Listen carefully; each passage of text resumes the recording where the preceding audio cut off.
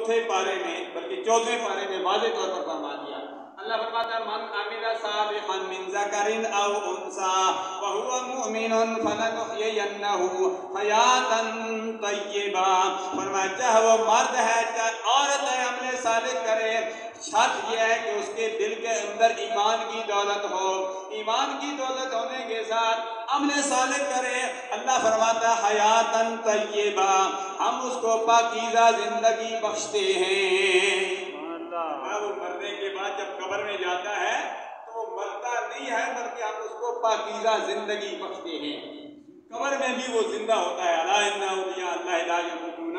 لیکن ینتقلون من دار الی دار۔ الحمدللہ ہماری نسبت جامع مسجد بلال میں آنے والوں نماز جمعہ کے موقع پر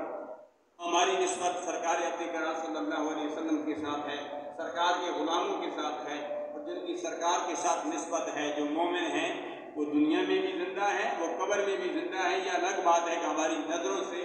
اوجھل ہو جاتے ہیں، ہمیں نظر نہیں آتے، لیکن وہ قبر میں بھی زندہ ہوتے ہیں۔ جو ہمارے آباء و اجداد فوت ہو گئے مسلمان،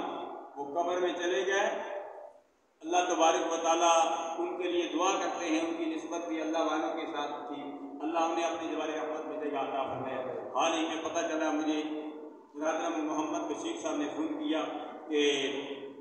اور ادھر سے دبئی سے حاجی جاوید صاحب نے کل بتا رہے تھے کہ کرونا کا بیمار تھے، تو کرونا کا تناوی ہے، میری مراد خالد محمود صاحب کے بہنوئی حاجی محمد نواز صاحب جیسے ہمیں مثال فرما گئے دبئی میں، اللہ اس مرحوم کو اپنے جبار رحمت میں جگہ عطا فرمائے۔ ظاہر ہے ان کی ڈیڈ باڈی یہاں آئے گی، تب نماز جنازہ پڑھا جائے گا۔ ابھی بعد نماز جمعہ سائیں نور خان صاحب کی تصویر میری مراد حاجی ملک عنایت علی گھمک مثال فرما گئی، ان کی بعد نماز اثر 5:30 بجے نماز